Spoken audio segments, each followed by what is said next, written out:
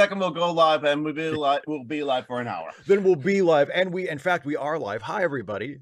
Hello, everyone. So right before we went live, our friend Luck Dragon here was just admitting that it was all his fault.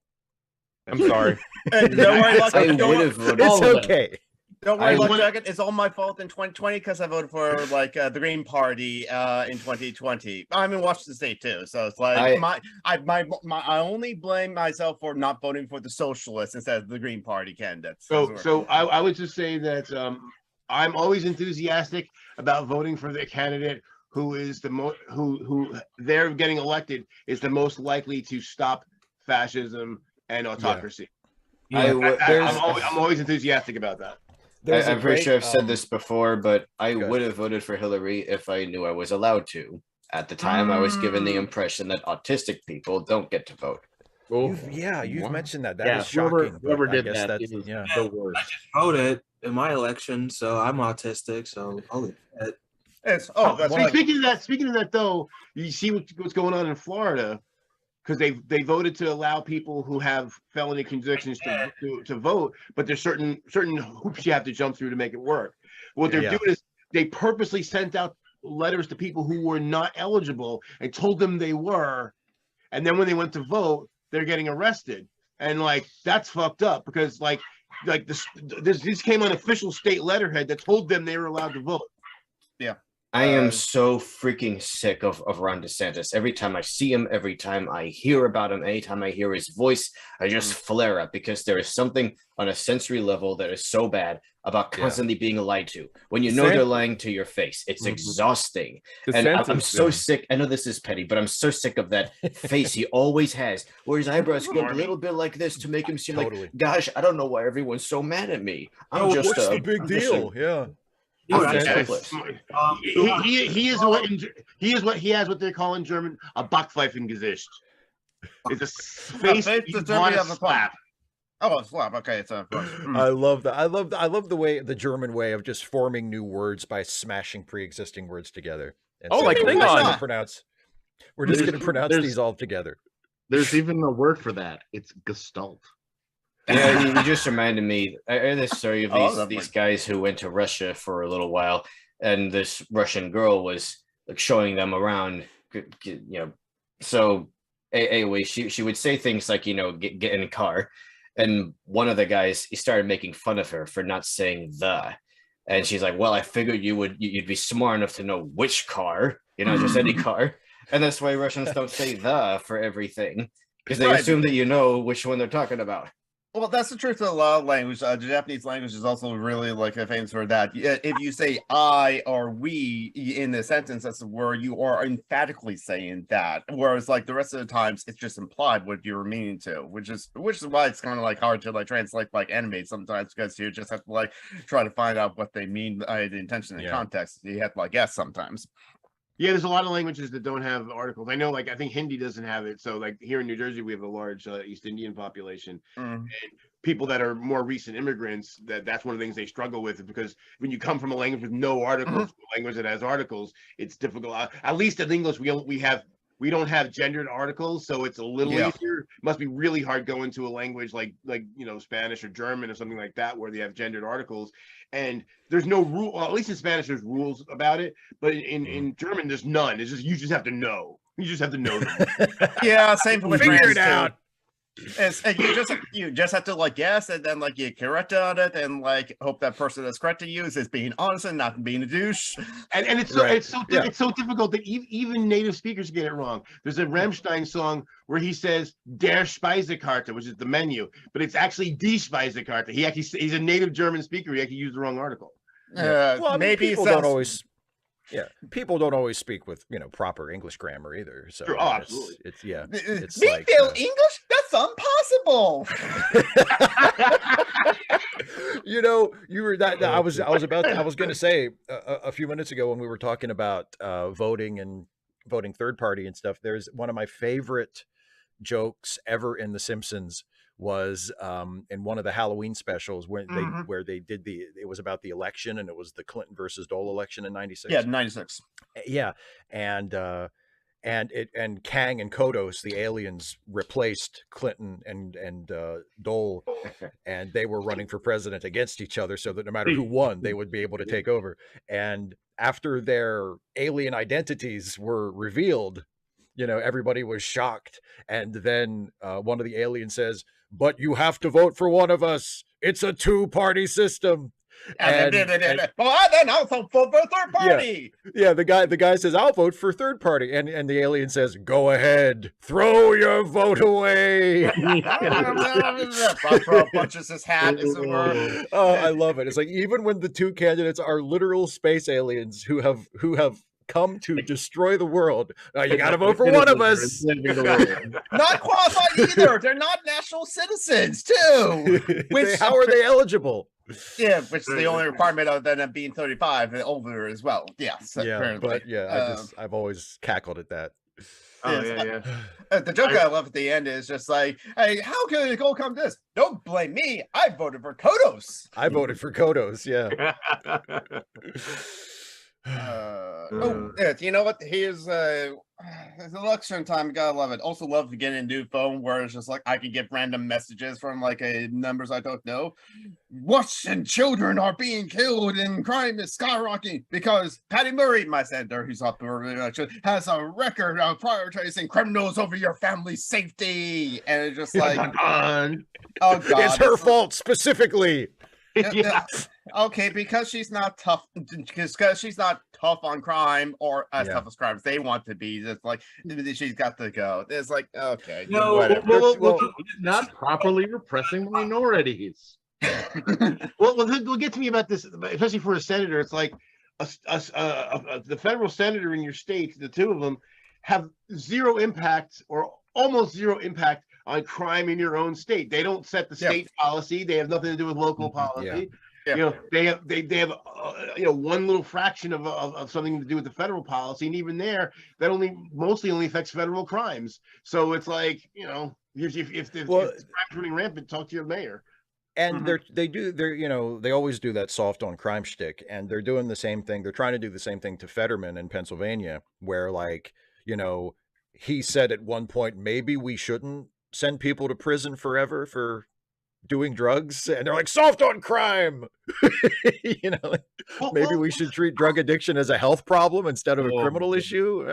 Soft on they won't. This is what gets me about the Republicans, because the right wingers, they always love to talk about freedom, and we don't need a big government, but yet they're for criminalizing everything under the sun. Like their rhetoric and their policy. It's always freedom for themselves and never for anyone else. That's always the thing. It's all about power. Oh, yeah.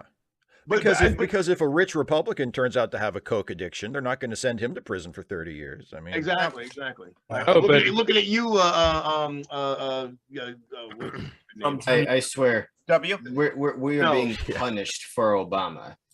Yeah, I swear, they will never let that go. Oh yeah, I mean, you listen if you listen to the rhetoric of Joe Manchin. Mitch McConnell, if you listen to his rhetoric after Obama was elected, it was personal, and honestly, it was racist.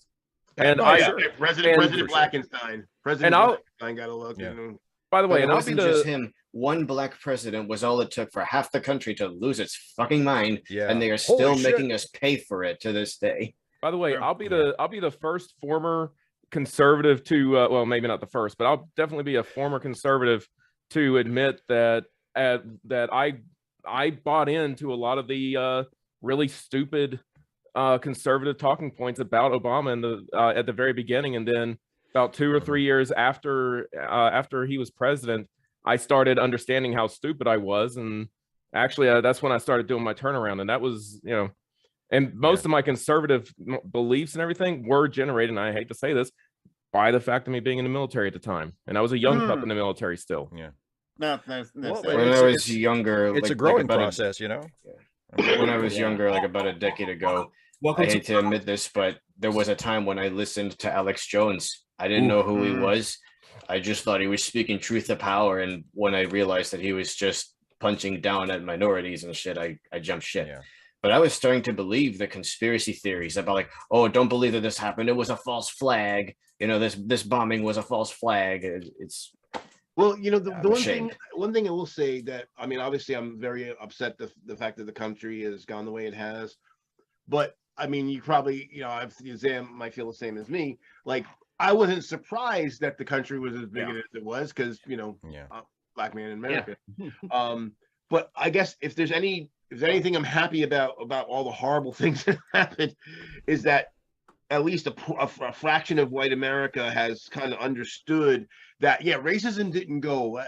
No, that it kind of was subsumed, and it was, you know, backdoor and quiet, but it's always been here. Yeah. And so when people started to see it, like you know, one friend of mine, you know, I'll say acquaintance, because we're really not friends anymore, but when they were trying to deny that, you know, there was all this racism against Obama, and then I showed him the "don't renege" bumper sticker. I'm like, you can't say this is misspelling. There's a fucking hyphen in it. Yeah. Okay? Find the non-racist read of that, please. Yeah, please tell me, you know. And they were like, whoa, you know, and even there, they were kind of like, they'd kind of acknowledge it, but they were begrudging. And I'm like, why are you having such a hard time? Because I guess it's 5 stages of grief.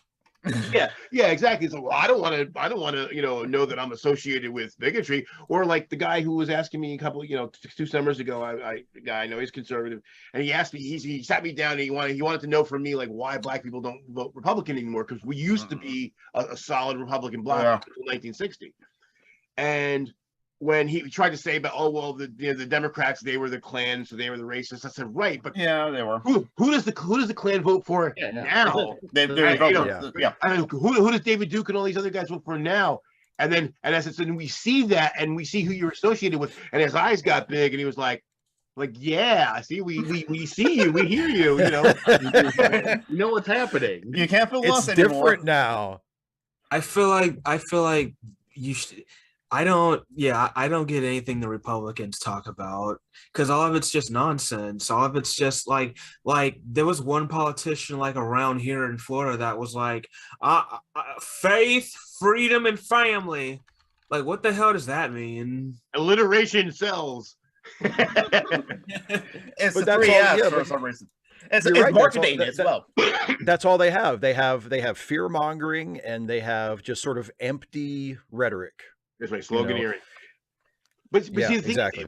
It works because it's visceral, right? Faith, faith, family, and all that hits on things that people care about. And then meanwhile, they have their policies don't support any of those things. Oh, right. But also that they're short in the good sound bites, as well as for better for worse, and I can also blame myself to it. If you want to ask me why is wrong with the country, okay, here's this prepare for electoral vote for me, blah blah blah blah blah, and I'll go on, ramble on continuously, or in writing form, just write 10,000 characters and just a clear answer. Well, it's fortunately not a clear answer, as it were, and so it's not satisfying to the lizard brain of hearing all of that. So if they want a more concrete answer, simple answer, the right and the fascists will have it for them, as it were. And they also parody a lot of the left talking points, but then say it's not the problem is you're being underpaid for your job, but it's not because of capitalism, it's because the immigrants, that's the word. Right. Or you're lazy. They'll go, you're just lazy. That too. And that's a big part of it too, is that Republicans give simple answers to complex problems like that, and it's if you buy into it, it's just a lot more comforting. It's like, people who are poor deserve to be poor because they're just lazy, so we don't have to worry about that. People who are homeless, people are homeless is a choice. I think it's a survival thing. I believe that human brains evolved to simplify things because we are constantly being bombarded with information and we can't process it fast enough, especially in today's world, where we have all these constructs around us. And that's why we have dreams. That's just us processing information from throughout the day or the last few days, so that we don't lose our minds. Well, speaking of slogans, sorry, go ahead. But the problem is, sorry, I'm trying to remember what I said. Okay, so people, they want everything to be simple and shrunk down and sort of into neat little cubbies, and that's why for some it's terrifying for things to be complex. Because their every waking urge, their every waking drive is to simplify things because it's some kind of survival mechanism from hunter-gatherer days, I guess. Well, and this I was going to say, was slow to go along with what you said. I think one of the things that for the people that Bernie resonated with, I think what one of the reasons why he resonated so well is because when he said the 1%.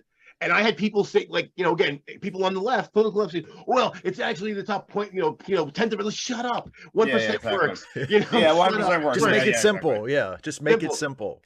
Well, the other what do you call it? The other 0.9 of that 1% are definitely supporting the same policies as the 0.01%.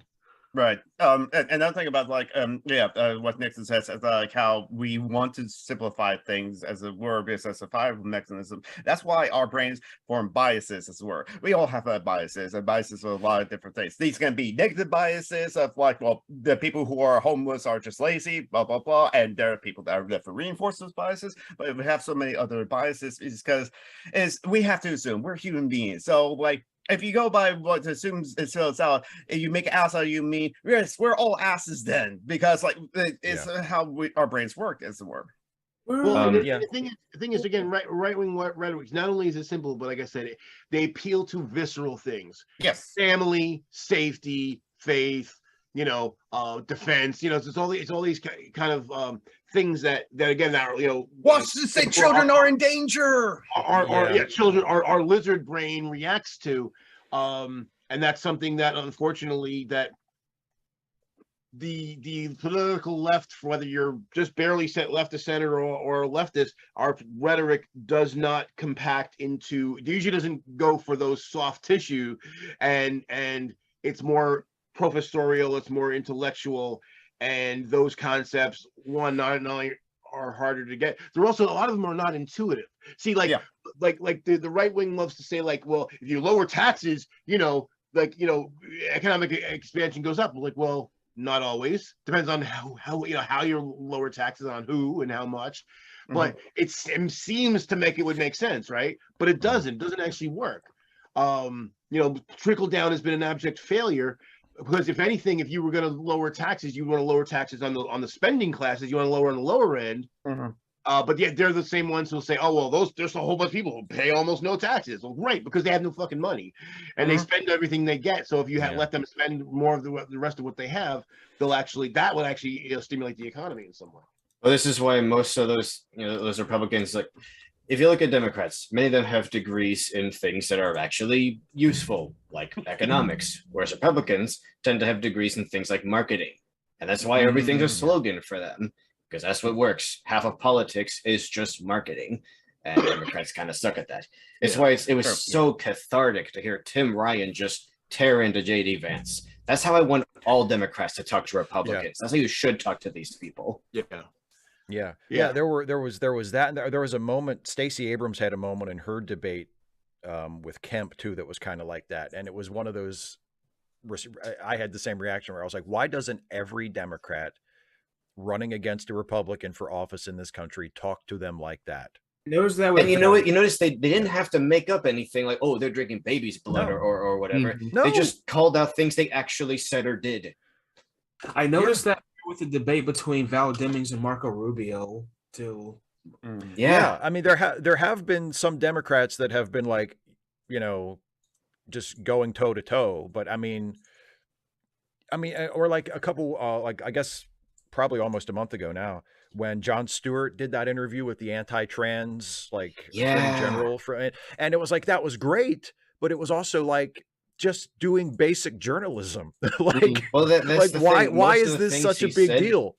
Most of the things he said, nobody in mainstream media is saying. YouTubers have been saying it for ages, but no one like on the news. So for your average American, for most Americans, that'll be the first time they've ever heard those points, that they've ever seen, this garbage debunked. Whereas again, people have been screaming it on YouTube and essays for years. Well, here's the thing that's hard for me to swallow. And although I witnessed it, so I know it happens. But to you, like, why don't the Democratic politicians, why aren't they more aggressive? Why aren't they more, direct? I think back to like the debates during 2000 election when Al Gore people were saying, oh, he needs to like come out swinging. So he finally did for one debate and was really aggressive. And then it was like, oh, he was rude. He was this. I'm like, yeah. Republicans say this, do this shit. They say, they lie to your face. They say rude shit to your face. They throw insults. And yet no one ever fucking calls them. They get away with doing like horrible shit. And the only thing I could think of is that their side doesn't give a fuck. So they just say this stuff and, you know, like we go low, they go high. Our side, our side cares about that because we care about decorum. Mm-hmm. And so what ends up happening is we kind of do the Republicans' dirty work by when someone says, oh, yeah, that's true. He shouldn't have done that. Oh, that was, or like I remember like Al Gore, every time George W. Bush would lie, which was a lot, you know, Gore was just like, he was just like, you know, really he like, would, God damn it, you know. And again, you know, people were like, oh, that was rude. And then again, our side was like, oh yeah, that was so terrible. Fuck you. You think about what Bush ended up doing. You know, well, just like who was the congressperson in California? There was, you know, turned out she was involved in a 3-way relationship, and there were pictures, and she had to resign. Like, why? I didn't give a fuck. I'm sure no one on this panel can, you know. So she's, you know, who she's having. Because I was going to say one thing on that. I find it absolutely hilarious that Republicans screamed bloody murder over a Democratic president having a consensual blowjob in office and lying about it, but they're perfectly fine. And in fact, they exonerate Trump. Yeah. And oh God. Well, also remember the Republicans, Congress people, when they were not in power but had control of the House, we did eight congressional sessions on Benghazi. Yes, there was something that was wrong. There was negligence for sure, but that could happen under any administration, and that's all there was. But the whole reason they did 8 was to keep it in the news and to keep it about like Hillary Clinton and the corrupt emails and that sort of thing. It's just so that it's all about playing chess against like the Democrats to like make them look bad to their party, as it were. They don't care about like anything else. It's all about power. Yeah. No. And that's why it's useless to point out their hypocrisy to them, because they don't care.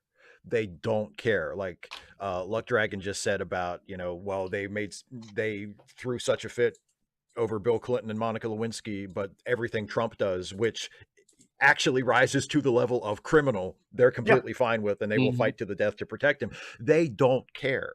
They don't care. You can point out their hypocrisy all day long. Yeah, it doesn't matter to them. And I first noticed it like really starkly, and this was actually like late 90s. There was some talking head show, and Trent Lott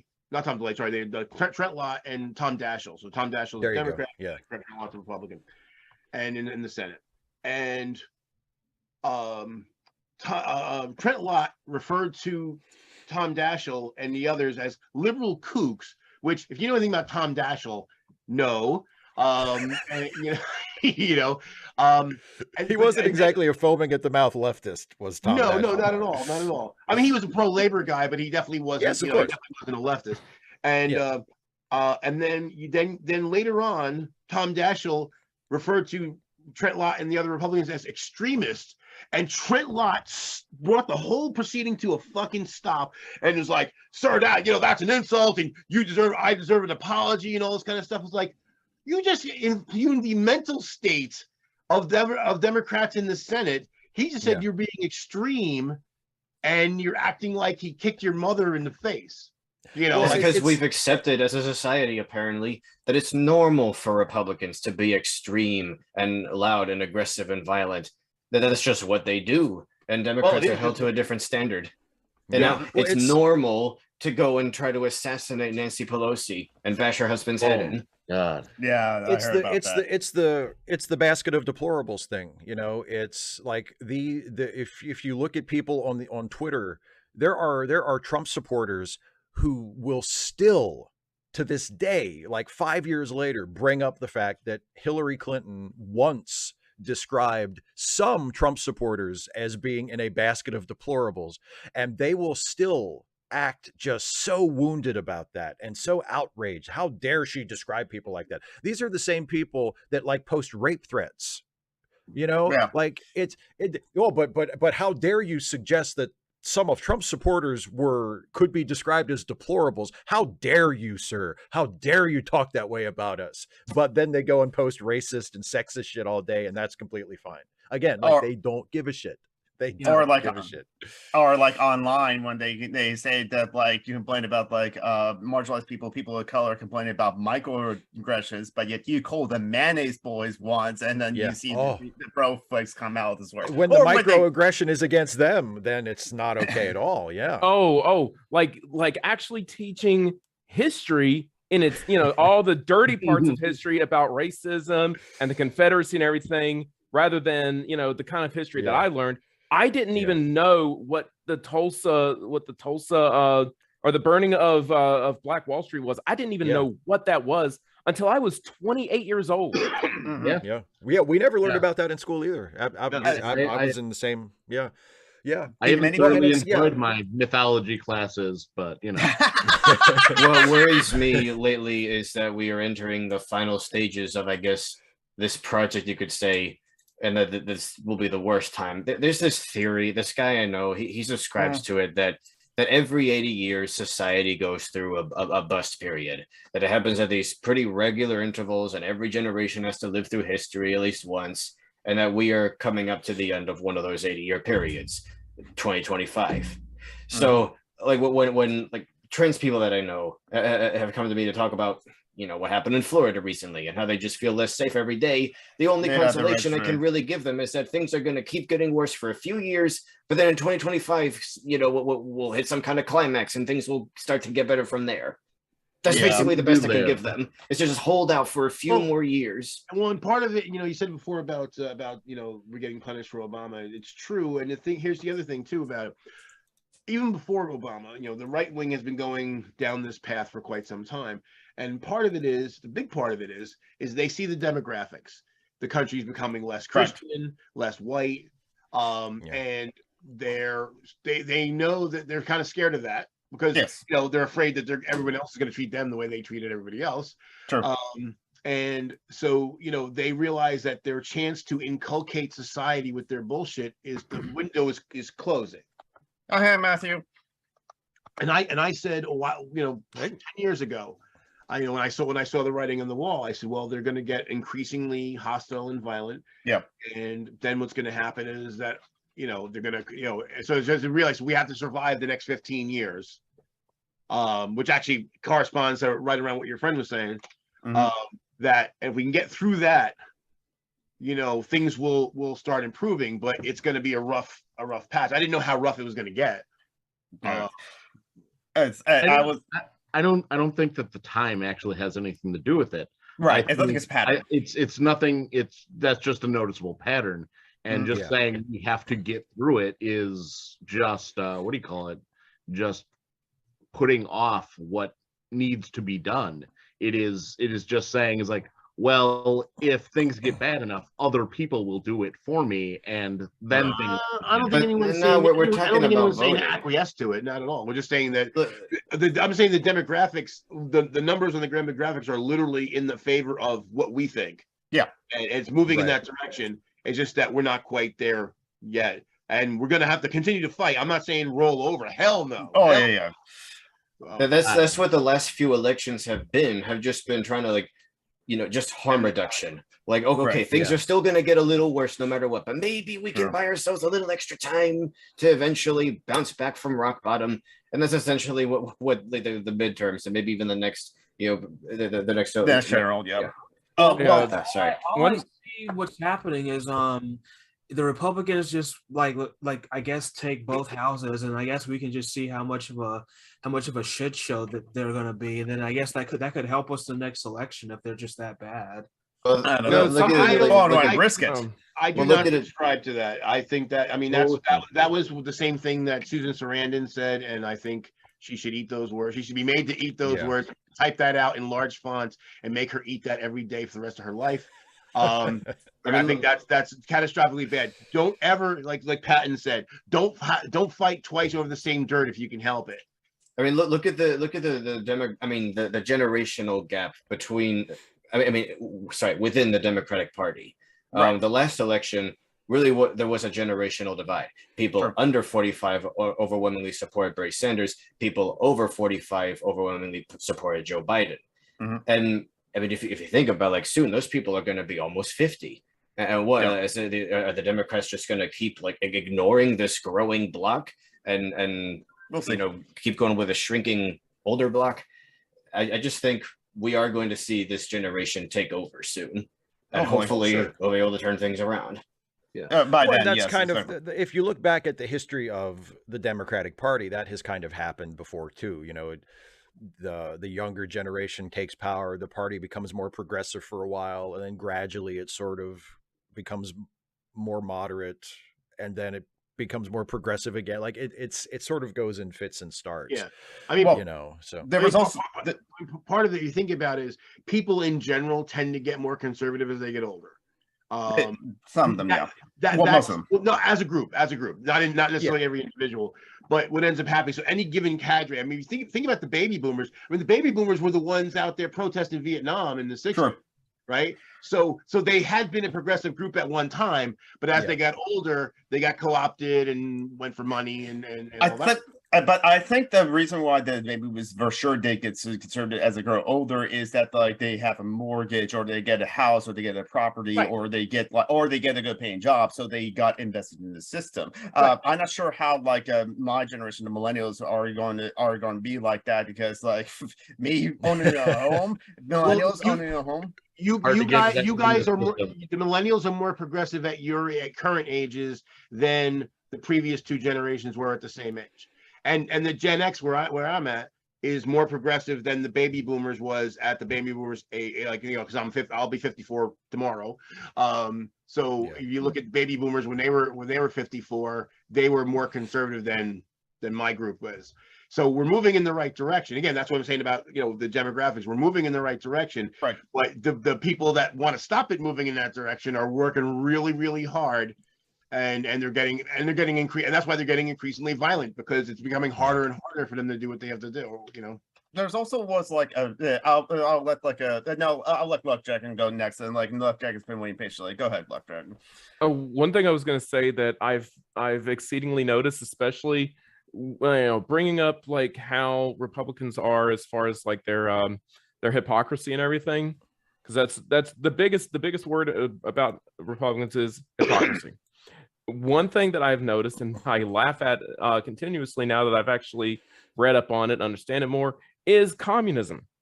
For as much as Republicans cry about, oh, socialism is communism, socialism isn't communism. They are mutually exclusive, yet can be used in tandem. I can explain that. Yep. But the funny thing about them crying about communism is that all the things they wish to implement are communist manifesto stuff. Like if you look at them wanting to control, you know, who has First Amendment rights, because it's like, oh no, you can't violate my First Amendment rights, but that black man over there, that man can't speak and he can't kneel for the Pledge of Allegiance. That's wrong. That's not First Amendment. It's like, that is exactly what First Amendment rights are: peacefully protesting. And I'm like, everything they want to do, especially in Florida and a lot of these other conservative states where they want to ban certain books, not because they're actually trying to protect children, but because they want to virtue signal, and that's the hill they're going to die on, is to say, oh well, these books, even though I've never seen in what was it, Great Expectations was one of those. The Great Gatsby, believe it or not, was one of the ones they wanted to ban. And it's like, I've seen more graphic depictions of sexuality in the Bible than I did in The Great Gatsby. Issue like donkeys.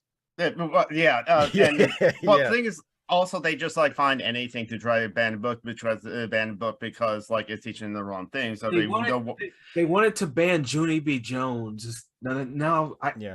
Well, and a lot of the books that they make a big deal about are books that are just in school libraries that aren't even being taught Like nobody has to read that book. It's not part of any curriculum. Like the book is probably fine anyway. There's no reason why anybody should even have a problem with it. But even if you do have a problem with it, it's just sitting there on a shelf. Like nobody is forced to read it.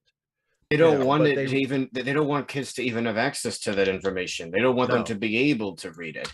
Yeah. Well, it's funny though, because again, they love to put themselves out there as the freedom guys, like pro free speech, and it's like literally, if you're for free speech, we wouldn't ban any books. Right, exactly. Well, right.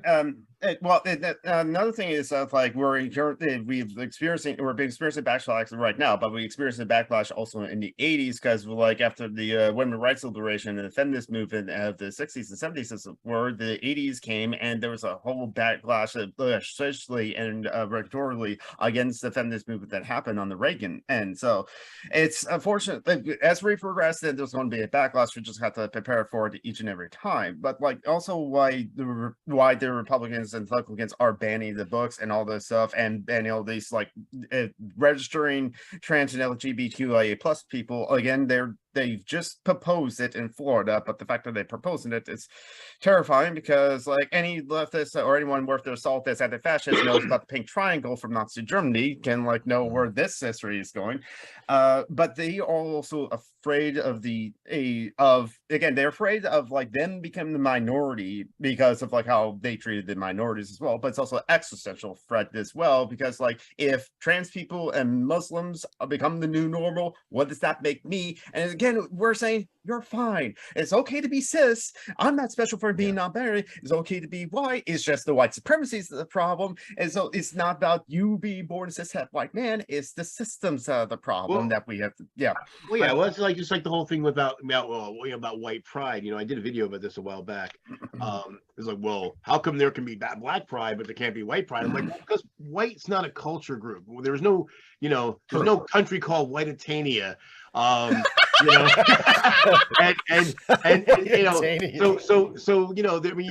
no one gets mad if you're proud to be Italian or Irish, German, Hungarian, Swedish, Polish, whatever, English. Go have at it. Hell, we even have some festivals for those, specifically those things here in the United States.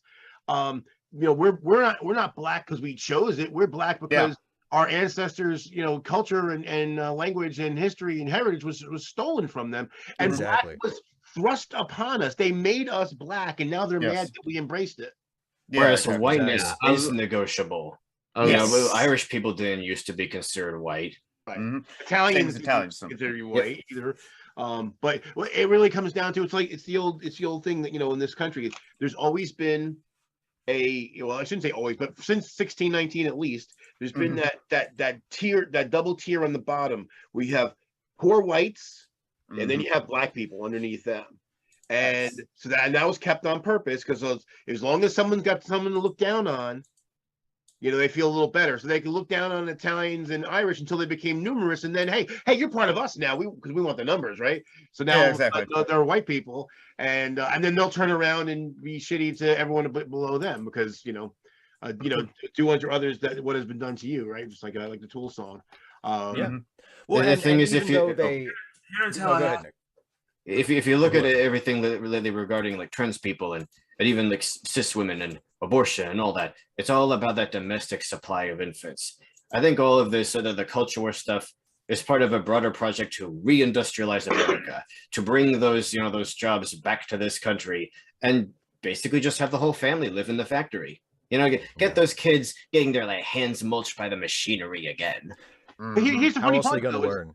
The right wing has no problem with offshoring jobs. They just care about immigrants coming here to work on the jobs. They would rather after the jobs go to Bangalore and have people in Bangalore do it in Bangalore than have the same person come here and work and actually contribute to our economy.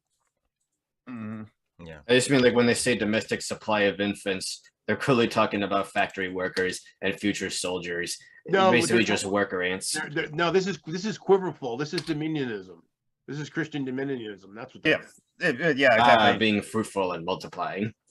More white babies for the white race. Well, yeah, there is that too. It is a filter because, like black infants, they have higher mortality rates. So it is, they do more so mean white babies, of course. Yeah, exactly. So it's racist on top of all that. Also more people for the prison state too. So True. Heck, all the transphobia is racist too. Like so many. Look at Serena Williams. You know, we have cis Black women being called men because they're not feminine enough by Eurocentric beauty standards of frail, waifish white women. Or they get disqualified from the Olympics because they have, for some reason, too much testosterone, yet they're cis as well. Yeah, or even if they're not disqualified, or it gets they're looked at and sort of there are attempts to like delegitimize them or malign them by suggesting that they're actually trans women or that they have some kind of unfair advantage when they are cis women who are just that much better than most of their fellow cis women at that event, and they think like, oh well, she couldn't possibly be that good, you know. Yeah, these people, you notice most of the women that they've excluded that way that are cis women, you notice that there are something about their hue that seems to be and I was actually going to bring that up because what do you call it? I've heard that example pushed up again. What do you call it? Contrasted with Michael Phelps, which if you've looked in like at it all, he just has so many just weird genetic mutations that essentially make him like the perfect swimmer. Like there's so much like just odd things about his body, just small little things that make it so he has legitimately unfair advantages against most other swimmers that, you know, weren't, you know, due to his making, but, you know, are due to he's a human-sized humpback whale. It just, you know, exactly. Yeah, exactly. Well, it's like the only thing he's lacking is gills, and then he's just a murderer. Even something like if you're an ambidextrous baseball player and you can hit from both sides of the plate equally well, like that gives you an incredible advantage over most other hitters, but nobody would ever think of disqualifying you or forcing you to play under different rules, or like that's just unheard of. Something you said, Steve, that made me think of it. So we should call it when a cis woman is not allowed to perform because of basically her natural ability is better and they don't want to keep her out. We should call it that she's been cisqualified. She's been cisqualified. I love that.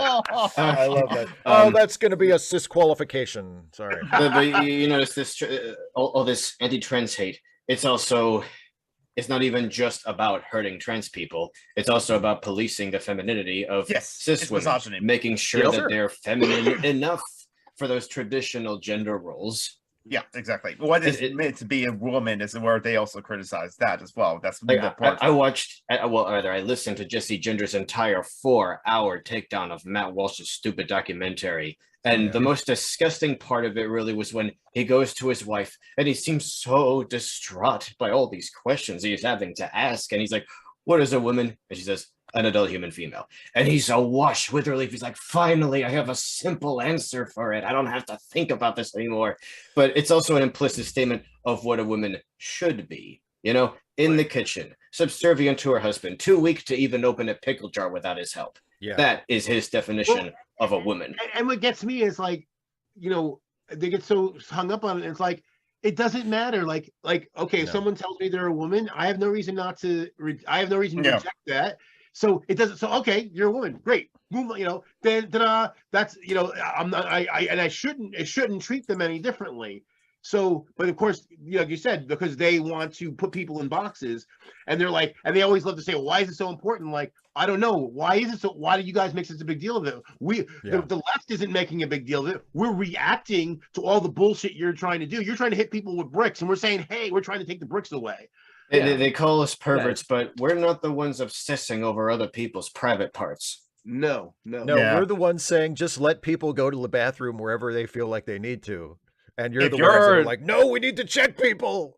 Oh, there are actually conservatives that have said they want medical reviews now, like actual physical medical reviews of people who say of both mostly women, surprisingly, or girls, I should say. Yeah. In schools to play sports. It's like, wait, you want to do what to these children? Also, think about what we're teaching. Jesus, I have to mute first. Okay, sorry about that. Okay, but think also about what we're teaching. Sorry, I just need a second. That completely threw me off. Oh, okay. So just like with adults with Serena Williams, we're also seeing children be picked on now. Where it's like, uh-oh, that 13-year-old girl, she's a little too big. Her shoulders are too broad. I bet she's trans. And now you have these parents, these grown-ass adults bullying children because they wanted their children to win that medal. And think about what we're teaching children, that the most important thing isn't to make friends, it's not to learn to be part of a team or anything, it's winning. You have to win that medal, damn it. You have to win. That's all that matters. That's and even worse, and if you didn't, it wasn't because the other person was just better at it than you, because they cheated. There's like elections. Oh, I didn't lose the election. The other side cheated me. But you started to say before, Steve, and something I've talked about at length, and this idea that if they'll say an effeminate gay man, right? So they'll say they'll insult him and misgender him and call him a woman. If that same person says, actually, I'm not a gay man, I'm actually a straight trans woman. Everyone's been calling me a woman, meaning to insult me, but actually, you know what? I think that description actually fits me better. Then they're like, no, like, well, wait a minute, what the fuck? You were just calling the person a woman. Yeah. Now they say, yeah, you're right, and then like now you're against it. You're not allowed to do that. You can't be a woman. I'm not attracted to you. Or if you're a woman, that has to be attracted to you. And it's like, oh no. Then I'll feel bad about myself. Yeah. Yeah, exactly. Well, that's the other thing. They make everything. They make everything about themselves. Which I thought of that a few minutes ago when we were talking about, like, how did baby boomers go from being relatively progressive to a very conservative generation, and part of it was, like Geek said, they got mortgages and they got good jobs and they became invested in the system, but they also it became easier for them to make their lives just about them.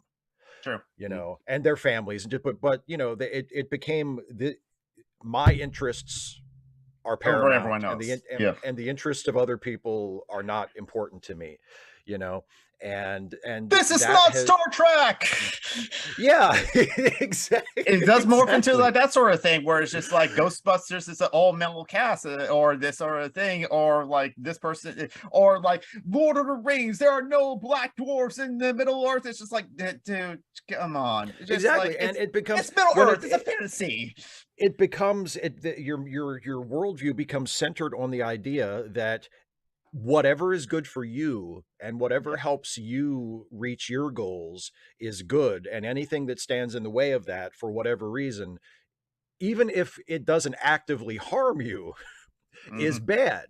And so, like with the sports thing, when I was a kid, there were parents who would push kids in sports to be very competitive, but there was also the idea of, well, if sometimes you lose and it's just because the other team or the other player or whoever was better, and that's just part of life, and if you try out for the basketball team and you don't make it because there are other players who are better than you, and some of them are better than you because they're 6 inches taller, and that's just the way it is, well, that's too bad for you. But you're as tall as you are, and that's just the way it is. And they just can't accept that. You just have to accept it. You don't, and this is the thing. Like, I thought that was a conservative value. Hey, you don't always get what you want. Right. But these parents, it's like someone just needs to sit them down and tell them, look, your child isn't special. Those other children are just more talented or trained better or whatever. Deal with it. Well, to your point, Steve, what's really funny, I thought it's a really trivial example, but I thought it's still great to illustrate the kind of thing you're talking about. So a high school friend of mine posted this thing yesterday, and some soup that he likes, they made a spicy version. I think it was Italian wedding soup. They made a spicy version, and he tried it, and it's supposed to be medium. It's like way too hot. He really didn't like it. And he's like, anybody says like they shouldn't have this, they shouldn't be making these spicy things. And then I asked him, I said, well, did they get rid of the regular version? Like, I can understand if like your favorite soup and they changed it, now you can't get it anymore. He's like, no, they still have it. I'm like, what are you upset about?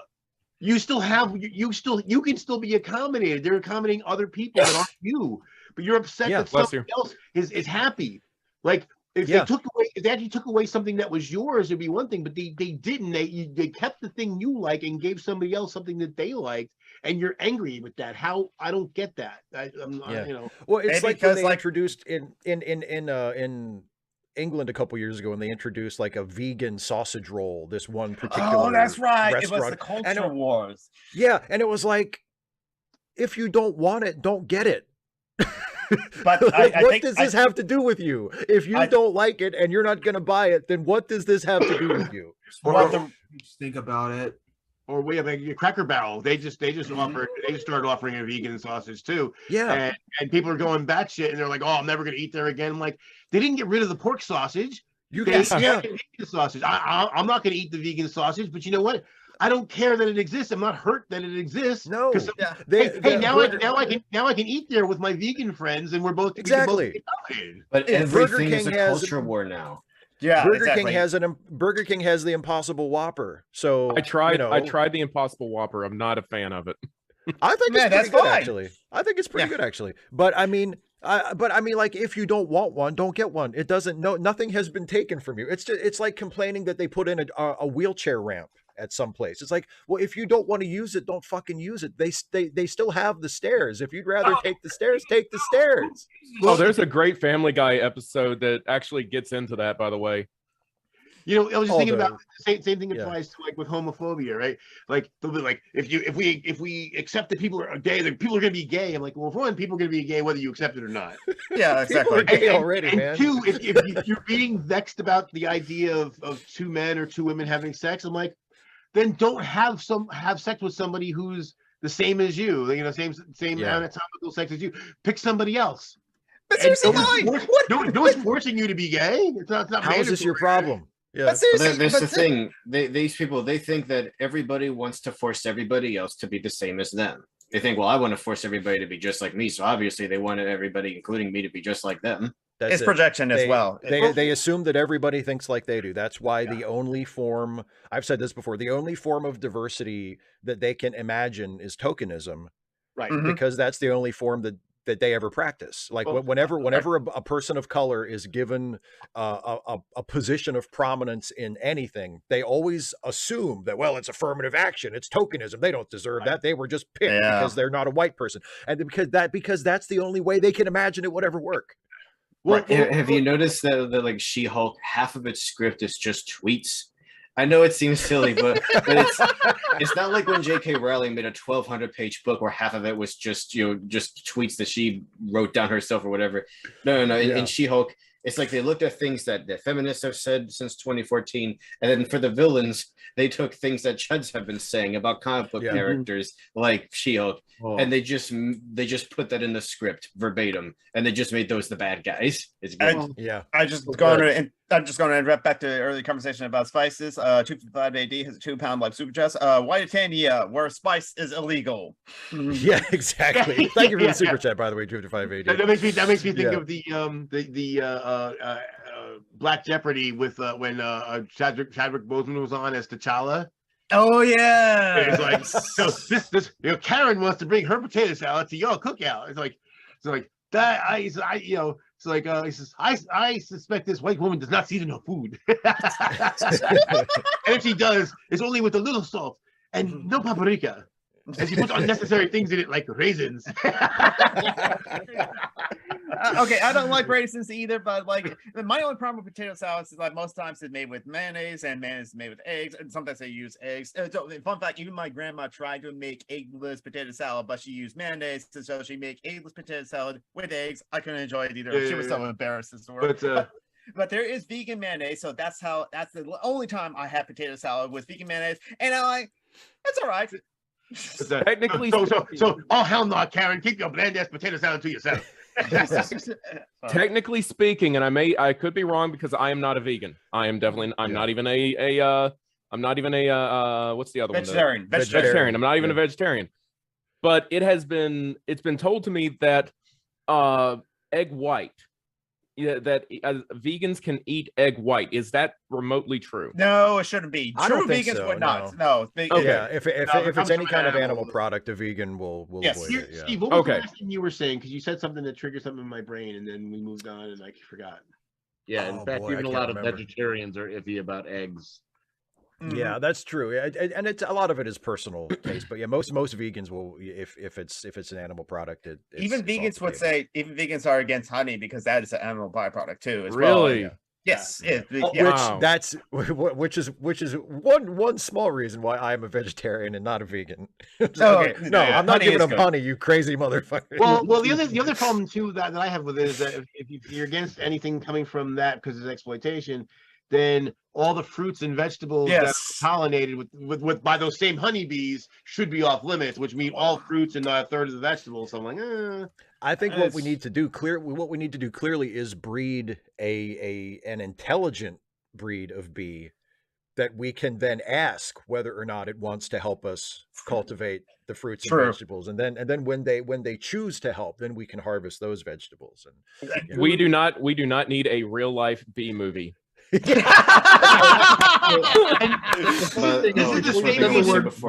thought you were gonna go with what we should do is robot bees. Robot bees. No, but see, this is the reason why I don't understand why. Like, I've argued with people about the whole technical singularity. That I think we're way further away than a lot of people think we are. But however close we are or not, I don't understand that there's people who want that. They want like self-aware robots. Like the whole point of having a mechanical device is that it can do some repetitive task over and over, and it doesn't get sick. It doesn't have feelings. It doesn't have. I mean, as soon as one has, then you have to give it rights, right? It has to have rights, because otherwise you're basically you've made a slave.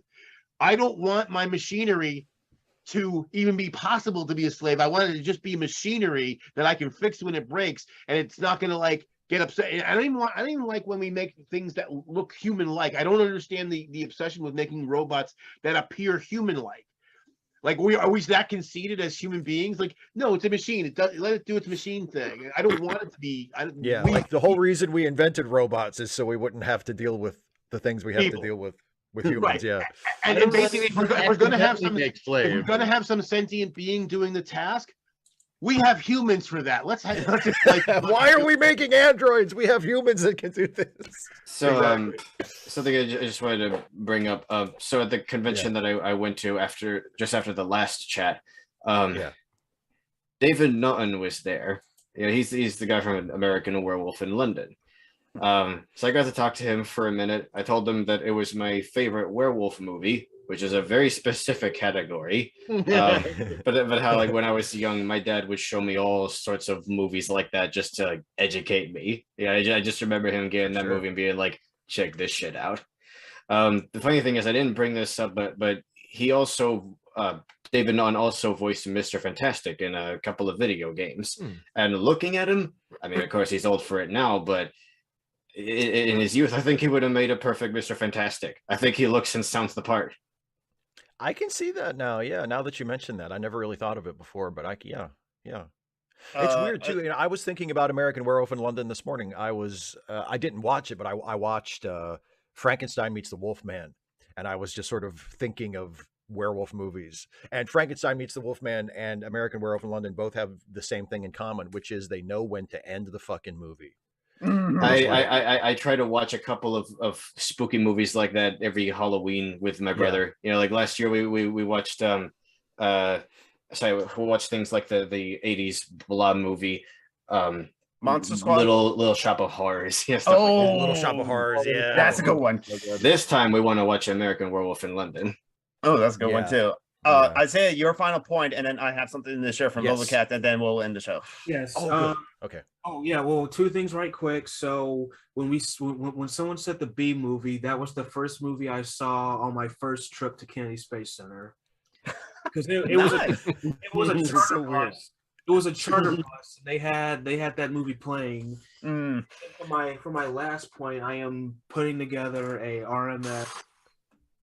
That is exactly the same one that we've got in our where I work at. Yeah, nice. It's so cool. Beautiful. I'm putting lights in it, so yeah. That's awesome. Thank you for sharing. And Isaiah Taylor does have a second YouTube channel. There's his first YouTube channel, Sensor Intelligence, but like I forgot to put the name of it, but I have the link there. What is it? The Autistic Modeling Society. That's Isaiah's second YouTube channel where he just like puts together all the modeling kits, and the link is in there. And a new video is posting today at 5. Okay, and like Vovocat 17 is doing well. He's alive. He has not been constricted at all, because if he did get constricted, he will surely die. That he said that as well. So he's doing well. I do have and Vovocat has given me permission that for those in this call that wants it, I can share his like Discord if you have Discord. But if you don't have Discord, he provided me his Telegram number. So for those in this group who wants it, I can give him the Telegram number. And speaking of Vocats, in our Social Alchemy, I have Vocats on to like talk about what's happening and on his side of the invasion as well. And don't worry, he's against it as well as against Putin. So we'll get to like follow up on like what's happening and that's evil empire as well. So like, and all the other plugs are already in the chat. CharityLinks.page. I almost forgot about that one, but the link for CharityLinks.page is also down below. But now, Steve, later this week, what do you have coming up on the Steve Shives channel? What's coming up? What can we look first of all, thanks for sharing that update on Vovocat, because I know a lot of us have been wondering about him, and I'm glad that he's at least doing okay. Yes, relatively speaking. Yeah, I'm very happy to hear that. Yeah, so I don't know if anybody knows this, but tomorrow is Halloween. So I do have a video. I do have a video going up tomorrow about Halloween themed episodes of MacGyver. Two of them. There were more than just the two I'm going to talk about, but there were the two I'm going to talk about. Both also feature MacGyver's archenemy Murdoch. So it's Happy Halloween for MacGyver and Murdoch. So that's going up tomorrow, and that was a lot of fun. And then on Wednesday, I have a video going up that is a little bit of a video essay / rant about stuff that we kind of mentioned a little bit earlier in this Hangout, which is sort of certain fans feeling entitled to having things go their way, you know, and having movies or TV shows or whatever turn out the way they want them to. There was and the inciting incident of it was they just released the last movie in the new trilogy of Halloween movies, Halloween Ends, and it wasn't so good. I didn't think it was that great, and a lot of people who saw it didn't think it was that great. But it was another instance where one group of fans thought it was so bad that they started a petition on change.org to get the studio to remake it. And that's like a level of fan entitlement that I just can't stand. So the video is on Wednesday is going to be about that. Go ahead, Isaiah. Snyder Cut level of disagreement. No. Well, what you guys are saying about like fan entitlement is there was a Bart Simpson quote that I had seen on The Simpsons where he was basically like saying, you know, these people, like the producers and all these people spend like thousands of dollars, hours and all that stuff to make stuff for you basically for free. So if anything, you owe them. They don't owe you at all. Yeah. Well, and that's the thing is like the deal has always been the artist does the work, the audience goes and views the work. That's the exchange. And you don't have to like it as the audience. You're completely free to think it sucks and to say so. That's totally cool. But you don't have the right to demand that the artist do it again if you didn't like it. Like Steve does not like Titanic, but I think Titanic is like awesome as shit. So, you know. Right. And even if I hated Titanic, even if I thought Titanic was like the worst movie ever, I wouldn't be emailing James Cameron going, you have to do it again. It's still so funny to me that Leonardo DiCaprio spent like the next 20 years rehabilitating his image after that to convince people that he was a cool tough guy, to the point where he let himself get mauled by a bear in a movie. Yes. Or think about Robert Pattinson. People are like, the Twilight guy as Batman? Come on. We've been through the song and dance before. Yeah. He can't help it. He's good looking and the women fawn over him. But if he's a good actor, he's a good actor. Same with Leonardo DiCaprio.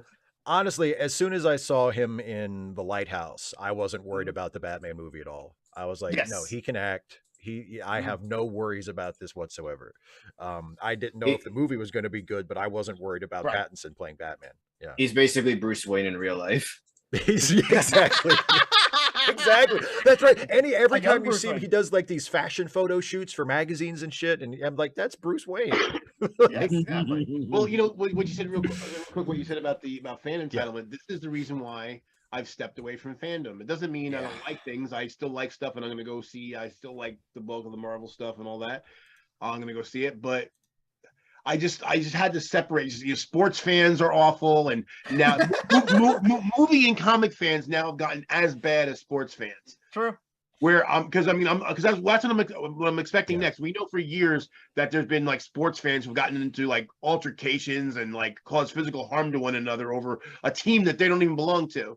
I expect the same thing to happen, over this stuff now, and it's pathetic. It's really freaking pathetic. It is, like, some things are good and I like it, or some things I think are good and I like them. Some things I don't like and are disappointing. And you know what? I just watch something else.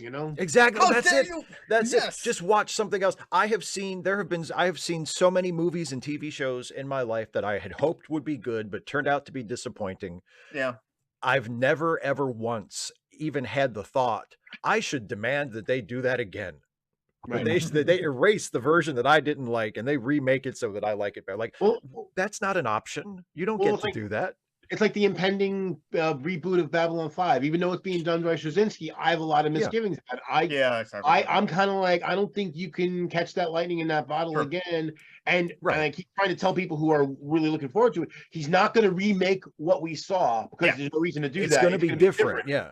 And so you may or may not like it. It might be great, it might be horrible. But even if I find it's horrible, the original show still exists. I got them all on DVD. I can watch them streaming. I'm fine. That's what I told people who were upset about, and I know, Joe, you didn't like it either, but the 2009 Star Trek, the Kelvin timeline Star Trek. Oh movies, yeah. And the people who like really, really fucking hated those movies. I mean, that was my response to them. Like, well, you can just go watch the ones you like then. Yeah. Like, I mean, you don't have to like the new ones. Like, you can think the new ones are shitty if you want. That's completely valid. But like, nobody's attacking you. Like, just if you like the original series and you don't like the new stuff, it's right there. One codicil. One thing I didn't like that Leonard Nimoy did is like he went on SNL and they asked him like, what do you think about the people who aren't happy with the new one? And he's like, they're dickheads. And I'm like, that's not fair. Dickheads. That's not Hashtag fair. not all. Hashtag not all. It's like I don't like it. I'm not a dickhead because I didn't like it. I mean, again, I don't hate Leonard Nimoy for being in favor of it and for being in it. Sure. I didn't care for it. Whatever. But I thought it was and that's the other part. The other side of fandom too. There's the part where no matter even if something sucks horribly, and then there'll be people that will defend it.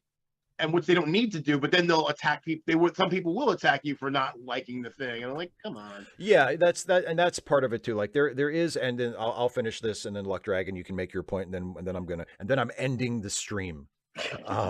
But like, I mean, because there's a lot more aggressive hostility on the anti side. The two sides are not equivalent, I don't think at all, but there is still some of that on the positive side. Like with Star Trek, especially, there are the people who are Star Trek fans and who just love everything and are completely uncritical and think everything with Star Trek in the title is fantastic and every new episode of every show is the best thing they've ever seen. And some of them have a very low tolerance for anybody saying anything critical. Where if you say like, well, that, I mean, I've made no secret about the fact that I think the second season of Picard was fucking dog shit and I didn't find a single redeeming thing in it. But, I think I said something somewhat critical about like, and one of the episodes of Strange New Worlds, which I didn't even give like a bad review to. Like, I liked every single episode of Strange New Worlds, but there was one where I was a little critical of it. I said, well, they could have done this a little better, whatever. And I got comments from a couple people saying like, oh, you don't even like Star Trek anymore, do you? And I'm like, what? Like, I've gone out of my way to heap praise on this show. I've made it clear that I love it. I think it's the best Star Trek show in 20 years. I say something a little critical about one of the episodes, and it's like, oh, Jesus, I guess he doesn't like Star Trek anymore. What the fuck? So there's some of that as well, but it's not nearly as pervasive as the anti stuff. Is it me or do I like am I disturbed for liking the 1998 Godzilla? Because I know I that's awesome. I loved it. Yeah, See, you're not the only one. Everyone hates it for I don't know. There's final moments when it's just looking like, why? Before it keels over. Great. There are movies I like that a lot of people. I mean, I have stand Superman Returns all along. I have stand Ang Lee's Hulk all along, and I mean there are other people that like those movies too, but we're a minority. But no, don't let that bother you if you like a movie that a bunch of people don't like. Oh, I mean, I like Meteor from 1979. All right, let's okay. Let's wrap this up. Luck Dragon, you were gonna say something, and then we're gonna wrap up. I was just gonna say on the Star Trek angle, it's like for me, I still cannot like Discovery. The final episode of the last season of Discovery irritated me, with the exception of seeing Abrams on there. I actually love that scene because I love Abrams. But that's beside the point. Is the fact that the writing and directing of Discovery to me was subpar in comparison to all of the other Treks. While Strange New Worlds, I felt that was the greatest first season of any Star Trek, with the exception of killing off Hammer. I didn't like that. Yeah. Well, and I think you said in the chat earlier too that you like the animated stuff. And I like we're sort of we agree and then we disagree. We're sort of a mix because I haven't loved everything about Discovery, but I have mostly liked Discovery. I certainly have my problems with it, but I don't overall I like it, and I love Strange New Worlds. I think Strange New Worlds is fantastic. I've really liked Prodigy, and Lower Decks just is not my thing. Yeah. So, we sort of we have points of commonality and points of disagreement. No, crazy enough though, there are characters though that I do like in Discovery, such as I love the Doctor and the Chief Engineer. That is like the best. That is the only couple I've ever seen in the entirety of Star Trek where it actually feels like an actual relationship. That's true. Yeah. Hey, how do I share a picture in the chat? Because I want to share my some of my pictures that I made that I put lights in. You copy the link over. I'm not actually sure. Yeah, I think if you have it online somewhere, you can drop a link. I'm not sure if you can upload images to the chat or not. Maybe. But anyway, while you're figuring that out to share with us in the chat, I am going to wrap up the live portion of the show. So thank you everybody for watching. Thank you for joining us. As you know, this is something I do once a month for my patrons and members. And if this looks like fun to you, you can get a chance to join us. First come, first serve. We weren't actually quite full this month. Yeah, we had a couple of slots open, but yeah, it's you patreon.com/Steve Shives, or click the join button to become a channel member. And we do this at the end of every month. And if you are a patron or a member, you get the link and you can actually come on the air and hang out with us instead of just watching.